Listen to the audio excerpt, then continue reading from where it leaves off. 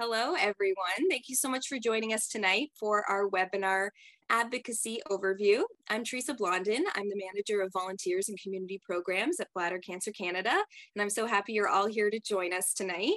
On the call today is Shasa Boshoff. She's our National Fund Development Manager at BCC, a colleague of mine. Thank you for joining us, and our presenters. But before I introduce them, we'll get into a little housekeeping. So, part of Bladder Cancer Canada's mission is to educate our community, so we're so thrilled to offer this final session in the Access to Medication series. The series that was held earlier this year was such a comprehensive explanation of our government and the healthcare system, how the drug approval process works, what advocacy is, and how to become an advocate. But becoming an advocate can seem a little overwhelming, and we received many questions. So we really wanted to offer this session to kind of close that loop and provide a bit more information to all of you. So now I would like to introduce our presenters for the evening. We have Joanne Koski, the Vice President of Advocacy and PR at Eversana, and Rosalind O'Connell, the Senior Director of Advocacy and PR at Eversana.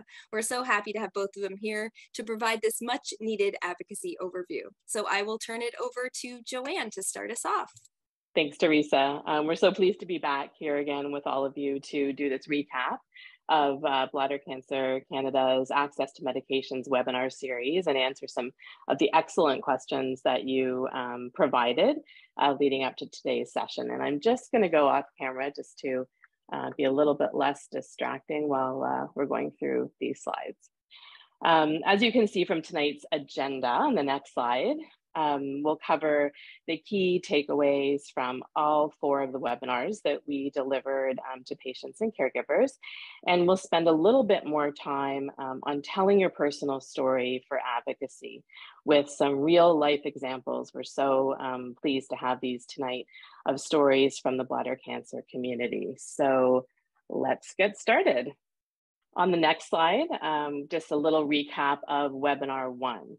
So in this first webinar of the series, as you can see here on the slide, our agenda covered much of what the title implies, how government works in Canada and who does what in the Canadian healthcare system. We discussed what type of government system we have here in this country. We discussed the federal and the provincial and territorial government structures and the current political landscape, which I was going to say has changed somewhat in some provinces since we did this webinar, but actually not very much here in Ontario after our election, and how healthcare services are delivered and paid for in Canada. Also, we talked about the division of federal, provincial, and territorial government roles, and we're going to review that in a little bit more detail on the next slide. So when it comes to healthcare in this country, here's what's important to remember in your advocacy work. And I know there's a lot on this slide, but we're just going to look at the first 2 bullets under each level of government. So federally, you'll remember that Health Canada, and you likely know this, is the department of the government of Canada that is responsible for our national public health and is headed up by the Federal Minister of Health. Health Canada has jurisdiction over over drug approvals, financial contributions to the national Medicare system, and national health emergencies. And all of these reasons is why the federal government has taken a front and center role during the pandemic.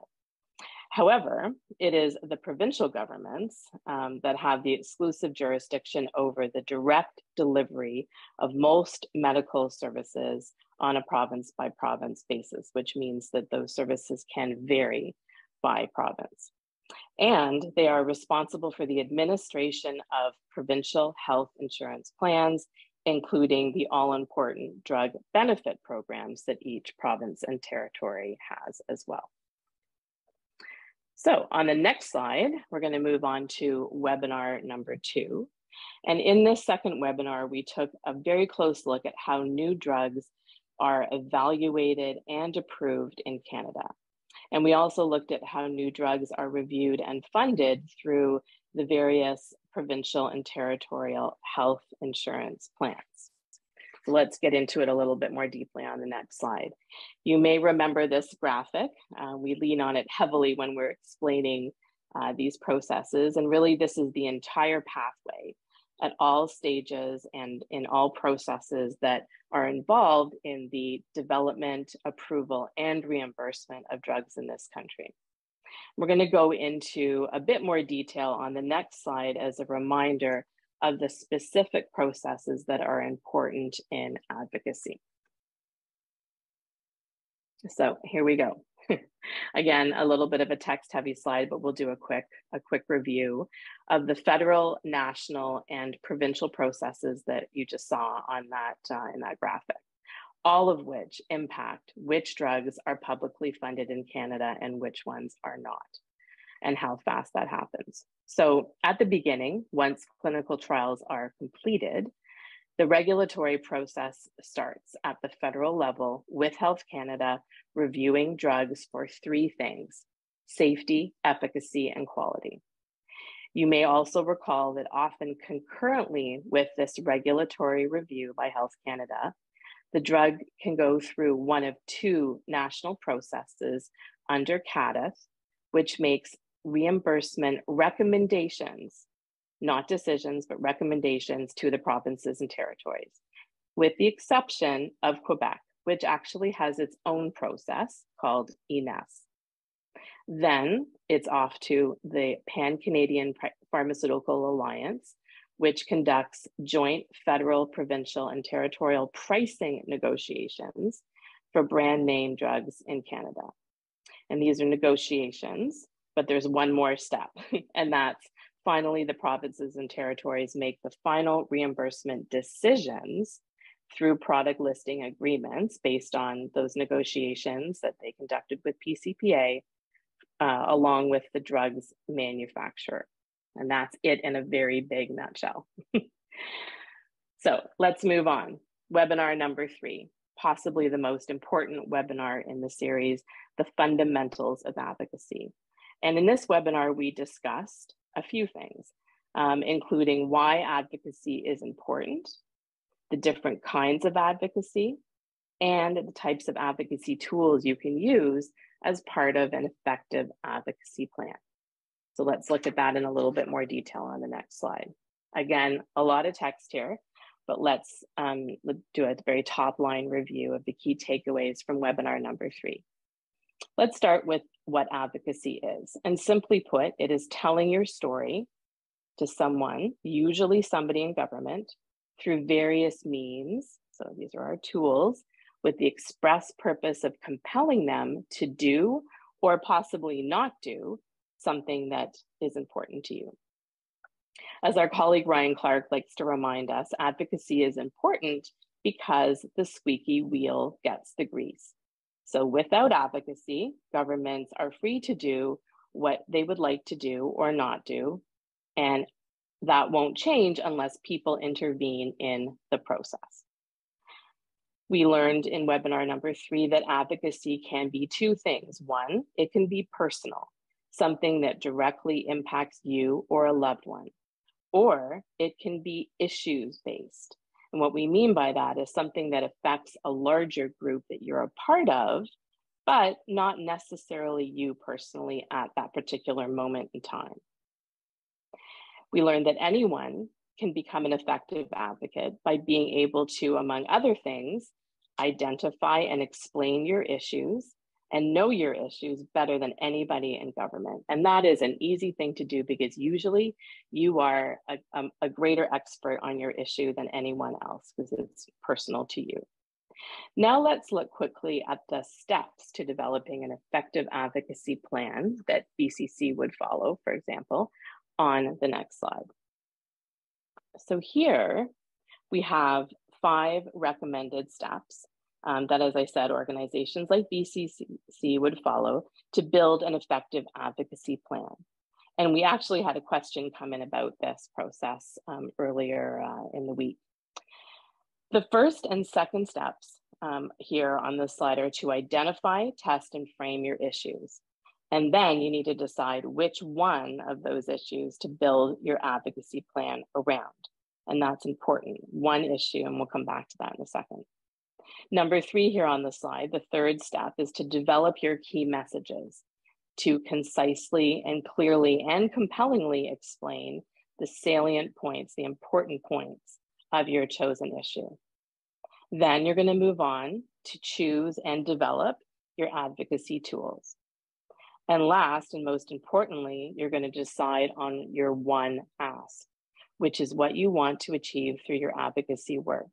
And we say one because if you ask for more than one thing, you're likely not going to get the one thing that you really want. And you might recall Ryan explaining that last time.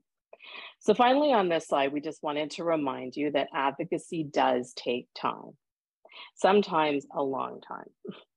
But also remember that when you give up, government wins. So if at all possible, don't give up. And now I'm going to hand it over to my colleague, Rosalind, who's going to review webinar number 4. Wonderful. Thank you so much, Joanne. And the fourth webinar in our series of webinars was telling your personal story and using your advocacy tools. We're going to take a more in-depth look at the development of personal stories and how you do that later on in the webinar. But first, let's touch on using your advocacy tools. Advocacy tools are the means of delivering your key messages. So just as Joanne mentioned, those salient points around your issue. So these tools allow you to deliver those messages in a way that is succinct and gets the key issues around your issue across. So they can be things like letters, telephone calls, virtual or in-person meetings with elected representatives, and more. So once you know who your target is, and this is usually a government decision maker, you can select the tools you think the decision maker will be most receptive and responsive to. These tools tend to be the ones that will elicit the most pressure at the most appropriate time. And that idea of time is very important here. It's really important not to use all of your advocacy tools at once. They really should be used to create a layering effect. So one on top of another over time. For example, you might start off by sending a letter to a decision maker about your issue, and then follow up with a meeting with that decision maker to discuss the issue in more detail. Media can also be a great way to take an issue public, but we generally don't recommend that that's one of the first tools that you use. It should only be used after you've gone directly to the decision maker and given them the chance to help you. Similarly, e-advocacy allows you to bring your issue to a much larger audience by providing online content and tools that make it easier for more people to take action on that particular issue. Now let's talk about personal stories. Beginning with, what is a personal story? In a nutshell, your personal story is a summary of what has happened to you as it relates to the issue at hand. The most important thing to understand about a personal story is that really is the way you, as someone living with bladder cancer or as a caregiver of someone living with bladder cancer, can bring your issue to life. Until you share your personal story, the issue is just an issue and it's not connected to anything. There are 4 essential elements of a personal story. They are basic personal details like the city or province you live in, facts about your personal situation. These could include when you first noticed symptoms, when were you first diagnosed, and then the issue and the action, which is also your one ask. Here are some tips for developing your personal story from our Telling Your Personal Story guide, and these were part of webinar number 4. So I'm not going to go through all of the tips, but here are just a few of them. You can start by free writing, so just putting all your thoughts down on the page, thinking about what you have to say and what you want to tell others about your issue. You can also interview yourself to find out the answers to the questions that will help you build your personal story. And you can also read your story out loud and time yourself, or have a friend or family member do that for you. Here are some questions that can help you distill your story down to 5 minutes. And this is what we like to call the 5-minute story challenge. Asking yourself these questions can help you scale back and stay focused, which can be hard to do when you first draft your story because understandably all the details are important to you, and it can be really hard to try and cut some of those details out. So you can ask yourself these questions. Is everything in my story really necessary? Have I repeated anything? Is the story focused on the issue? What details are not related to the issue? What details do not lead to my one ask? Do these descriptions, sentiments, or ideas really support my one ask? And finally, what is the least interesting, relevant, or engaging part of my story as it stands? And then you can choose to remove some of those elements. Here's a quick checklist of once you have that solid version of your personal story that can help you make sure you've taken the right steps, that you've included the right information, that your story is the right length, and that you've practiced it in front of others.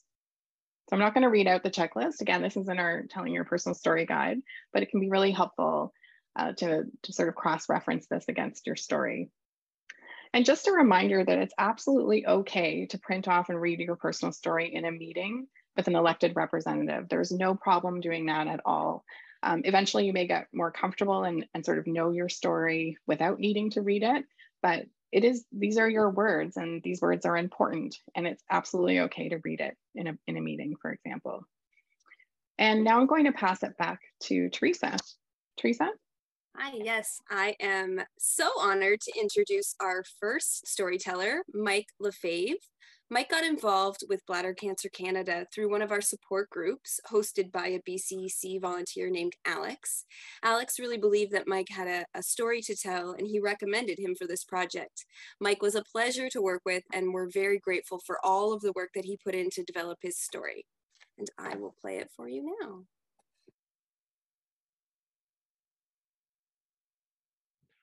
Hello, my name is Mike Lefebvre. I'm 66 years old and I live in Amherstburg, which is a small town about 30 kilometers south of Windsor, Ontario. I'm retired after working for the federal government for 37 years. I'm married with 4 kids, 8 grandkids, 7 boys and 1 girl, so I'm kept busy at times. My wife and I both enjoy traveling as our main hobby. In fact, we were planning a trip to France and Italy when I was first diagnosed with bladder cancer. In January 2019, I had my first signs of a bladder problem. We were at our winter home in Florida, and I noticed what I thought was a blood clot while urinating. Didn't think much of it until I started to see blood in my urine. So like most people do, I visited Dr. Internet and convinced myself I either had a urinary tract infection or a kidney stone. I went to a doctor in Florida who took a urine sample for analysis that showed I didn't have a urinary tract infection. In April 2019, I saw my family doctor for another matter. At the end of that appointment, just as I was leaving, I mentioned the blood in my urine. My doctor looked very concerned, more than I was, and told me he wanted me to have it looked at as soon as possible. He scheduled an ultrasound of my kidneys and my bladder for the following week. The results of those tests showed I had some kind of growth in my bladder that was over 1 inch in size. He made an appointment for me to see a urologist the very next week. I wasn't concerned when I met with the urologist until I asked him, "We're not talking cancer here, are we?" His reply floored me. "Yes, we are. Until proven otherwise, you do have bladder cancer."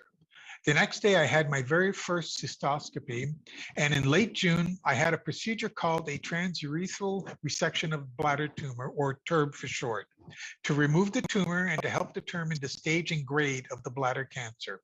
The results of the TURB showed that I had a high-grade non-muscle invasive tumor called HGT1. In August, I began going to the hospital for a series of 6 weekly injections with an immunotherapy drug called BCG to help prevent the cancer from coming back. The injections were not fun. I felt a lot of burning, but they were tolerable as long as I took a couple of Tylenol right before the treatments. The cancer kept coming back. By the spring of 2020, I had my 4th TURB in less than a year. Biopsies showed that my tumor was still high grade, but was now just on the surface of the bladder. I started BCG treatments again, but this time in combination with a chemotherapy drug called interferon. In early November, they found 2 more tumors during my cystoscope. Since the BCG treatments weren't working, my urologist decided to try chemotherapy directly into my bladder. In late January 2021, I began a series of 6 weekly injections with gemcitabine to try to slow the cancer's growth. But my urologist cautioned me that this was more likely a stopgap measure and that we would have to start looking at a radical cystectomy before it was too late and the cancer became muscle invasive. I told him I wanted another opinion, but that I was favorable to the procedure if necessary. After getting a second opinion, I had my radical cystectomy June 30th, 2021. I spent 9 days in hospital, and I had a number of issues for many months following the procedure. The biggest of those was constipation and the pain that resulted. I was barely eating and I'm severely bloated, and the pain in my abdomen at times was terrible, and the pain meds barely touched the surface. Walking helped a great deal, so this was my new routine. I also lost 30 pounds in that time, and I was very weak, but eventually things started sorting themselves out, and I started to regain my strength and a toilet routine. But that took much longer, and at times, even now, it's very difficult.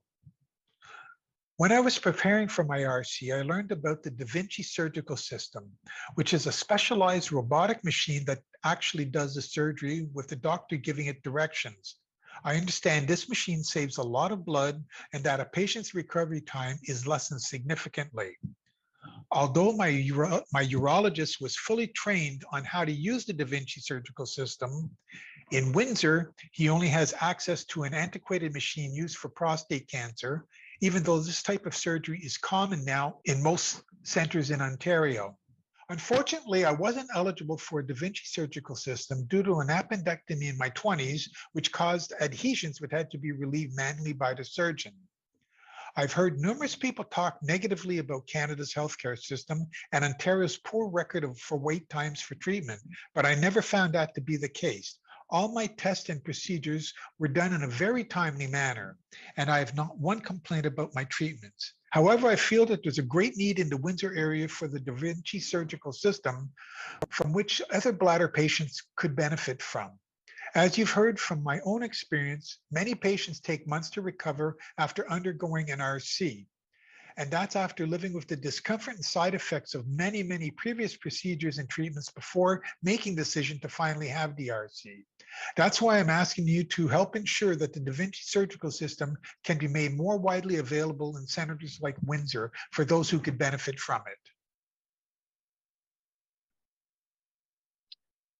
it. Wow, that's wonderful. And thank you again to Mike for sharing his story with us. As you heard, Mike's story follows the 4 essential elements of a personal story.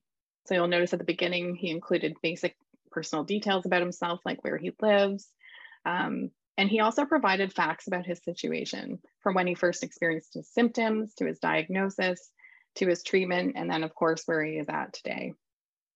He also does a great job at outlining the issue, which in this case was the lack of access in his community to the Da Vinci surgical system. And his ask is very clear. So he's asking that this technology be made available in the community of Windsor. And what's interesting about Mike's story as well is that, and his ask specifically, is that he isn't asking for himself, but rather he's making this ask on behalf of other bladder cancer patients who could benefit. Because as you heard, he wasn't able to get that. He wouldn't have been eligible to get that type of surgery. So we actually call this a very high form of advocacy, and it's the difference between advocating personal advocacy for yourself versus doing it on behalf of a larger group, which is more issues-based advocacy, as Joanne was talking about earlier. And I'm going to turn it back to Teresa for our next personal story example. Thank you. Yes, I am very excited to introduce our next storyteller, who is Petra. She is a caregiver for her husband, Paul, and Petra is such a passionate, caring, and positive person, even though she has been through so much with her husband. Petra also got involved with Bladder Cancer Canada through Alex's support group, so a huge thanks to Alex for introducing me to both of these amazing people, and an even bigger thank to Petra for all of the work that she put in to share her story with all of you. Hello, my name is Petra and my husband's name is Paul. We've been together for 25 years and have no children, but our home has always been filled with fur babies, and at this time, the fur covering our carpets belongs to Chester McPhee and Talkative Ted. We both retired in 2007 and we moved to a super rural area tucked into the heart of British Columbia's mountains, sometimes referred to as God's country, and we absolutely love the serenity and beauty of where we live. I was born in England and my husband was born in Nova Scotia. We both moved to Alberta in 1982 and fate brought our paths together. We started dating in 1997 and our years together have been blissful and sometimes challenging journey, but mostly bliss. And that is one of the many reasons Paul and I have made it through the challenges thrown at us thus far. One of those challenges was Paul's bladder cancer diagnosis. In January, Paul started peeing blood with significant blood clots, so he went to see a doctor. The test came back clear and it was assumed that kidney stones were the issue. At this time, I had asked my husband if other tests should be taken, just so we could rule out anything else going on. But he put his faith in the fact that the doctor wasn't concerned, but this didn't rest easy with me. 2 weeks later, Paul was peeing blood again, so he visited his family doctor, who sent him off for a blood work, urine samples, a CT scan, plus an appointment with the urologist for a cystoscopy. This run of tests left me feeling a lot more relieved, knowing that we were finally going to get down to the bottom of Paul's issue. And an issue it was. A large tumor was found on the right side of his bladder, and a standard surgery called transurethral resection of bladder tumor, also known as TURBT for short, was booked for March 30th. Because Bladder Cancer Canada has been such a huge source of knowledge and support, I was connected with people who had experienced what Paul and I were going through and answered any and all questions I had for them. I learned what we could expect from the TURBT, what we could expect to see after the surgery, plus the key things that we didn't want to see as well. So between Dr. Google and Bladder Cancer Canada, we felt we were as prepared as we could be heading into this very emotional journey. However, from the time Paul left the surgical ward after the procedure, he was in a lot of pain, unnecessary pain, and it was extremely hard to watch him suffer. After he came home, I had to take him back to the hospital emergency room 3 times that week, and each time I felt that the doctors were not hearing my concerns. Because he had not been recovering the way I expected, I was watching him like a hawk. A week after his surgery, he lost his appetite, his urine was still brown in colour, and his face was very pale. Then one evening he started rubbing his sternum area, and because he had had a double bypass heart surgery in 2014, I thought he was having heart issues again, so I immediately called 911.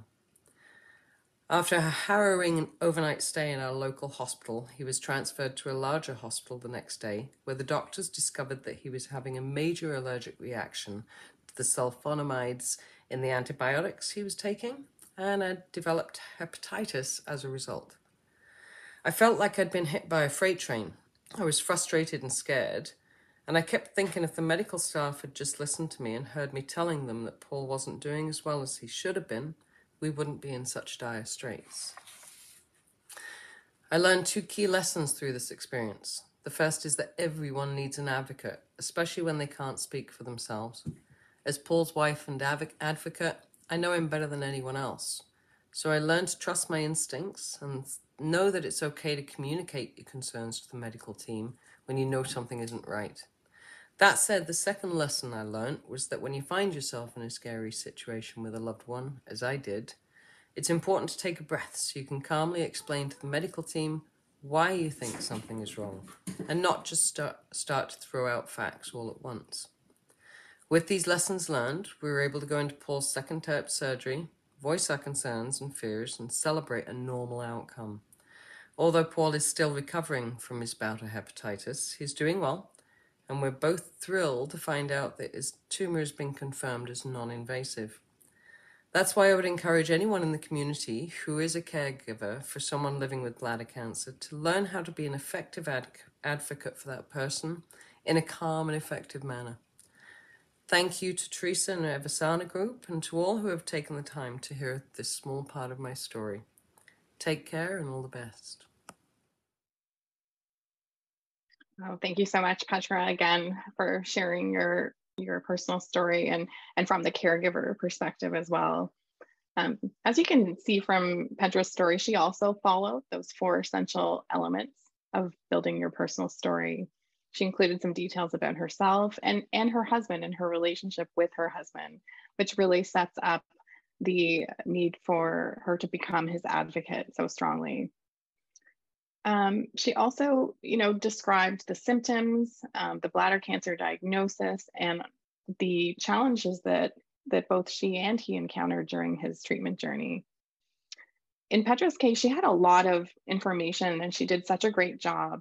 She really rose to the challenge of distilling down that information into a manageable length. And her story is a really good example of a story which can be effective in educating and informing decision makers or a community. So by sharing these details of her personal experience from a caregiver's perspective, she was able to illustrate the importance of advocating on behalf of a loved one. So again, not always yourself, but it's still personal to you and that this is a loved one who's going through this. So in her case, her ask is really almost for the community or for others like her out there, be aware and be ready to advocate on behalf of someone you are caring for. Thank you, Petra. Okay, now if we go to the next slide, we're going to move to the FAQ section of tonight's webinar. Thank you to all of those who submitted questions in advance. We have 8 really great questions to answer, so let's get started. So our first question is, how long could the process take? I need access to this life-saving medication now. So unfortunately, as you saw on the slides that Joanne presented earlier, the process can take some time. It can take time to get access to the medications because of the various approval, review, and reimbursement processes. And it can in fact take up to 3 years or sometimes longer for that process to play out. But what's really important to understand here is that advocacy can often be used to really help move those processes along as quickly as possible. Question 2, why does Canada lag behind the US in drug approvals? Yes, we've heard this question a fair amount, and it's not an easy question to answer because there are so many variables at play. It really depends on which drug, etc. So the short answer is that the US is the single largest market for brand name pharmaceuticals in the world. And when you combine that with the fact that they have such a much bigger population and different, they don't have pricing regulations in the same way as Canada, that's often why approvals happen a little faster.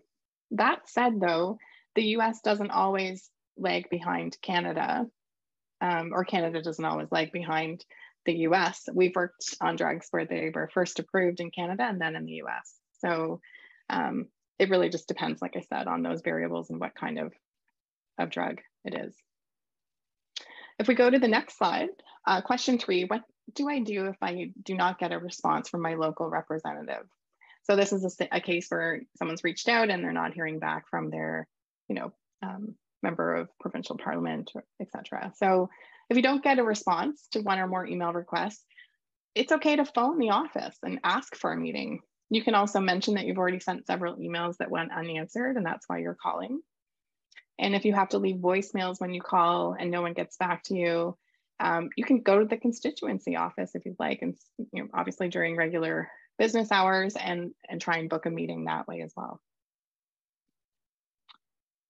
Question 4, the whole process sounds a bit daunting. What can I do to stay on track and not lose determination?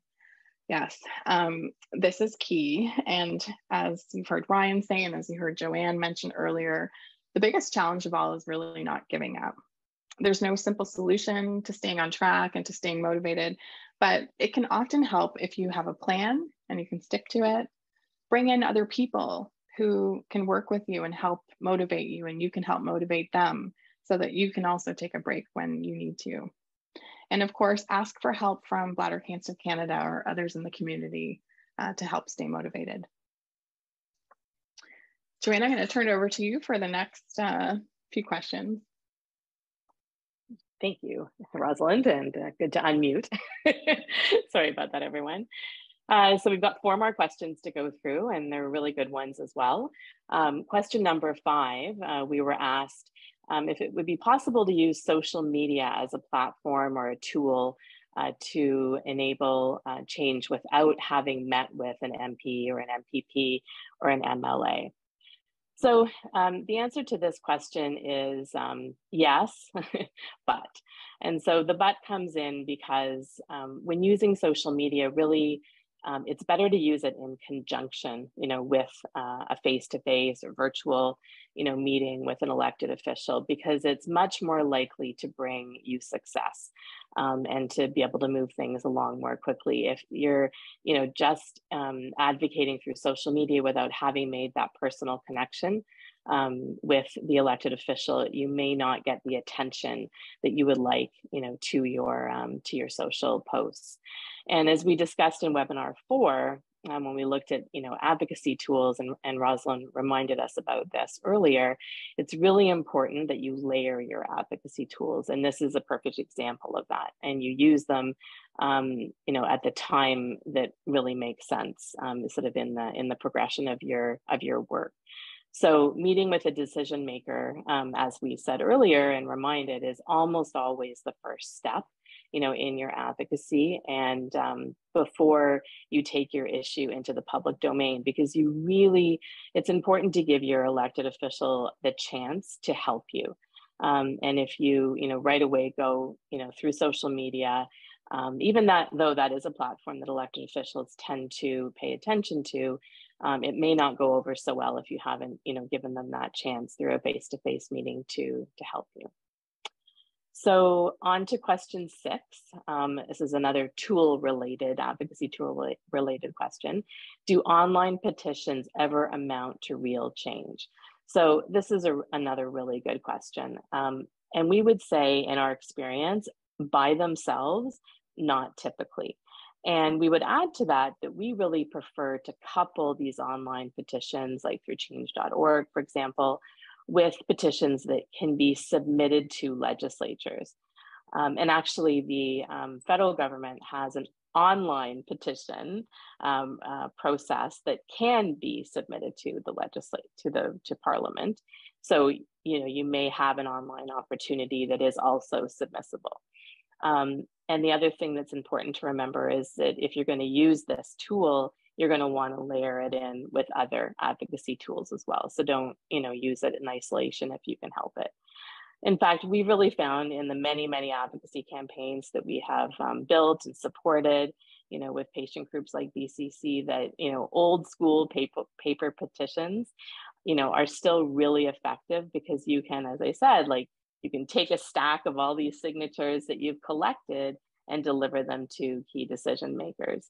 And that in and of itself can create another advocacy opportunity through a photo op that you can then post on social media. So petitions are great tools. You just have to, think about how you're using them and couple them with some other tools as well.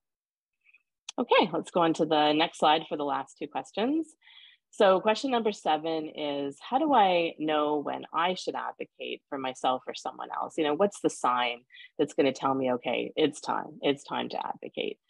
So we would say to you in that situation, whenever you've got an issue or a concern or a challenge with the healthcare system that you've tried every way to Sunday to resolve in a satisfactory way for you through other channels other than advocacy, and that has not been successful, you're still stuck, with this issue not being resolved, that's exactly when you can and should consider engaging through advocacy. It's time, if you're not, if you're not getting any response from the people who you think, should be able to address this problem, then it's time to sort of apply some, political pressure, if you would, through advocacy in the way that we talk about it. And our last question is another really good one, and it harkens back to Mike's story perfectly. Can I advocate for an access issue that affects others but not myself? And absolutely, as you heard from Mike, yes, you can. If the access issue is something that you can relate to because either you or someone you know or love has a connection to the disease or has previously experienced the same issue, then you can absolutely be a very effective advocate on behalf of others in your community. And as Rosalind said, we really consider this the highest form of advocacy. So absolutely, never worry that you're not directly affected by an issue at that point in time. All right. So I think that comes to the end of our FAQs for tonight. And Teresa, I'm going to hand it back over to you to close us out. Okay, well, thank you so much, Joanne. Thank you so much, Rosalind. I think this really helped answer some of the questions that came in after the Access to Medication series. Advocating for yourself or others can truly be a tenacious task, but I know our community is up for it, and we're always here to help as well. So that brings us to the end of tonight's session.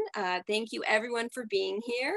And again, thank you, Joanne and Rosalind, for summarizing the key takeaways from each of the Access to Medication webinar series and for answering all the questions that were sent in. Just a reminder that the webinar series is also on our website, available at the link you see on the screen. And if you'd like to receive a copy of Eversana's How to Tell Your Personal Story Guide, you can email us at info@bladdercancercanada.org.